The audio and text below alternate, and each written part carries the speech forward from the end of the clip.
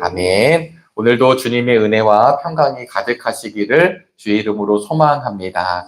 네, 어제는 선거날이었고요. 제가 따로 확인은 하지 못하였지만 아마 지역별로 이제 어떤 분들이 국회의원이 되었는지 또 이 새벽 예배를 마치고 돌아가시면 더 이제 보도가 되지 않을까 싶습니다.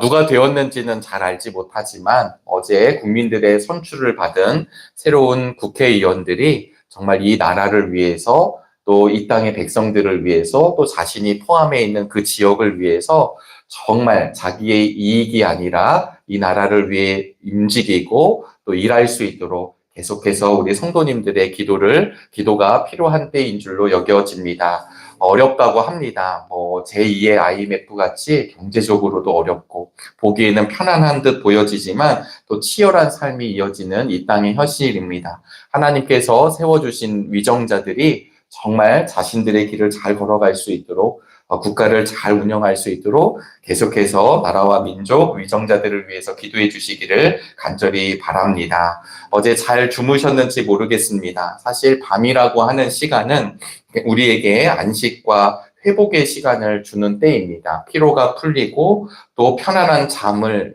경험한 뒤에 오늘 이 내일을 준비하는 시간이기도 합니다. 우리 대한민국은 외국에서 오는 사람들이 참 놀라기도 많이 하는데 왜냐하면 밤이 너무 안전하기 때문입니다. 밤에 혼자 돌아다닐 수 있고 여성분들이 혼자 다닐 수도 있는 이런 나라가 많지 않다고 하거든요. 그런데 그런 치안도 잘 돼 있고 또 하나는 놀라는 일들 중에 하나는 나처럼 환한 밤을 이 대한민국에서 밤을 경험한다라고 하는 것입니다. 어떤 분들은 이렇게 이 나라를 분석하기도 했습니다. 저녁과 밤을 빼앗긴 시대이기도 하다. 그래서 밤이 되면 나를 집중하고 회복하고 또 안식하는 시간이 되어야 하는데 또 다른 나처럼 열려진 밤 시간에 나의 몸을 이제 노동을 하기도 하고 또 여러 가지 상황과 환경 때문에 삶의 문제에 함몰되어서 문제 속에 빠져 있는 시간이기도 합니다. 또 어떤 분들은 성경에서 밤은 또 암흑의 시간이라고도 이야기를 합니다. 오늘 함께 말씀으로 시작하는 오늘 하루가 문제를 넘어 계신 하나님을 바라보는 믿음의 날이 되시기를 간절히 바랍니다.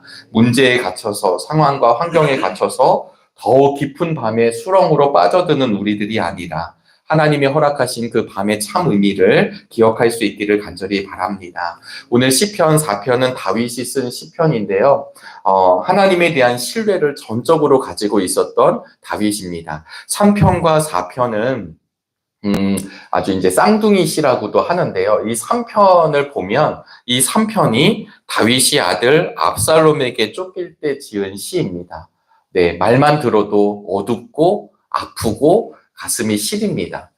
사랑했던 아들에게 쫓기는 아버지의 마음이 담겨져 있죠. 4편은 지휘자를 따라 현악기에 맞추어 부르는 다윗의 노래로 우리가 서두에 적혀져 있지만 사실은 이 대부분의 많은 학자들은 이 시편 역시 4편 역시 압살롬이 반역을 했었을 때 이 다윗이 적은 시로 이해하고 있습니다. 그래서 시편 3편은 아침에 부르는 시편, 아침에 부르는 노래. 왜 아침에 노래를 부를 수 있냐면 하나님의 긍휼과 하나님의 은총을 맞이한 다윗이 고백했기 때문입니다. 4편은 오늘 우리가 읽은 4편은 저녁에 부르는 노래, 저녁에 부르는 시편이라 불립니다. 이렇게 부를 수 있는 노래의 이유는 하나님을 절대적으로 신뢰했던 다윗. 그래서 사실은 두렵고 어려운 현실이었지만 하나님이 나를 알아주시고 나의 기도를 들어주시기에 평안히 이 밤을 맞이할 수 있었다라고 하는 노래가 담겨져 있습니다. 우리 8절 말씀을 함께 읽어보실까요? 8절입니다. 내가 편히 눕거나 잠드는 것도 주님께서 나를 평안히 쉬게 하여 주시기 때문입니다. 여러분 지금 반역자들이 있고요. 특별히 아들이 나를 쫓아오고 배반하고 지금 도망다니고 그리고 다윗과 함께하는 무리들과 다니고 있는데 평안히 잔다. 사실 이 말씀은 우리가 의지를 가지고 할 수 있는 영역이 아니라고 하는 것입니다. 상황과 환경의 근심과 걱정과 고민거리가 너무 많은데 평안히 자야지 라고 해서 자는 영역이 아니잖아요. 하나님은 이 잠의 영역을 다시 말씀드리지만 이 밤을 통하여서 다시 회복하고 소망을 품고 하는 것을 이야기하는데 왜 다윗이 이렇게 8절과 같이 결론을 내리고 노래할 수 있었는가? 사실은 그는 하나님을 신뢰했기 때문입니다. 우리 1절 말씀을 읽어보시도록 하겠습니다. 의로우신 나의 하나님, 내가 부르짖을 때에 응답하여 주십시오. 내가 곤궁에 빠졌을 때에 나를 막다른 길목에서 벗어나게 해 주십시오. 나에게 은혜를 베푸시고 나의 기도를 들어 주십시오. 아멘. 여러분, 어떤 하나님이냐면 의로우신 나의 하나님께 간구하고 있습니다. 그는 지금 공궁에 빠졌다고 이야기합니다. 이렇게 원어를 살펴보니까요, 이 의미가 좁은 해협을 이렇게 지나간다는 의미예요. 그러니까 좁은 길을 걸어가는 거죠. 그런데 공궁에 빠졌을 때 나를 막다른 길목에서 벗어나게 해주셨다라고 하는 의미는 좁은 길목이었지만 그 길을 넓혀 주셨다라고 하는 뜻입니다. 혹 우리가 많이 쓰는 표현 가운데 지경을 넓혀 주셨다, 이런 표현이죠. 그러니까 이미 오늘 본문에 보시면 내가 공궁에 빠졌을 때의 과거형입니다. 그러니까 다윗은 이미 압살롬에게 피해 지금 도망 다니고 있지만 그전에도 내가 공궁에 빠졌을 때 우리 하나님이 나를 넓혀주신 것, 지경을 넓혀주셔서 인도해 주셨다는 것을 기억하고 주님께 간구하고 있습니다. 2절과 3절에 보시면 나를 대적하는 사람들이 이야기하는 것을 보면서도 담대히 외치고 있습니다. 그래서 오늘 의로우신 나의 하나님 이렇게 부르짖을 때 공동번역 성경에서는 내 무죄함을 밝히시는 하나님이라고 표현하였습니다. 여러분, 지금 다윗이 마땅히 도망 다닐 만한 처해져 있는 상황도 아니었고요. 그리고 배반을 당했고 내가 믿었던 아들이 나를 이제 치러 오는 상황을 맞이하였을 때 오늘 이 말씀을 보고 계신 성도님들은 어떤 마음이 드시겠습니까? 내가 의도치 않았던 어려운 상황을 만났을 때 우리는 어떤 자세를 갖게 될까요? 지금 다윗에게 찾아온 밤은 완전히 빛이 사라지고 어둠이 지배하는 때입니다. 완전히 실망할 수 있는 때, 회의할 수 있는 때, 그것이 치열하게 나를 집어삼키고 있는 때입니다. 얼마든지 허무와 실망과 좌절로 내 인생을 놓아버릴 수도 있는데 어쩌면 나의 하나님께 그저 토로하고 탄식하고 그저 원망만 할 수 있는 그런 밤임에도 불구하고 오늘 다윗은 의로우신 나의 하나님 이렇게 부르면서 하나님께 간구하고 있습니다. 여러분, 우리들의 밤은 절망하는 밤이 되지 않기를 간절히 바랍니다. 어쩌면 밤은 치열한 싸움의 현장일지도 모르겠습니다. 오늘 하루를 살아보았더니 내가 상처받고 힘들었던 일들 너무 많고 또 나의 의도와 상관없이 나를 공격하는 대적자들이 있고 내가 너무 힘든 그 상황이 있지만 그럼에도 불구하고 어떤 하나님이냐면 나의 의로우신 하나님이 나를 그렇게 내버려 두시지 않고 나를 선한 길로 인도해 주실 거라고 하는 그 믿음 속에서의 치열한 싸움이 사실은 우리의 밤 가운데 있으리라 여겨집니다. 이 치열한 싸움에 이길 수 있는 단 하나의 길은 하나님을 향한 신뢰와 믿음입니다. 오늘을 살아가는 우리 정릉의 성도님들의 삶 가운데 이 믿음이 다시금 회복되어 의로우신 나의 하나님을 붙드시는 하루가 되시기를 간절히 바랍니다. 3절에 보시니까 주님께서는 주님께 헌신하는 사람을 각별히 돌보심을 기억하라고 이야기합니다. 이거는 이제 다윗을 지칭하는 얘기죠. 하나님이 나를 각별히 돌보고 계시다. 저 대적자들이 있지만 저들은 헛된 욕망과 헛된 신을 따라 움직이지만 나의 하나님, 의로운 하나님은 나를 버리지 않겠다. 근데 이 3절에 놀라운 의미가 담겨져 있습니다.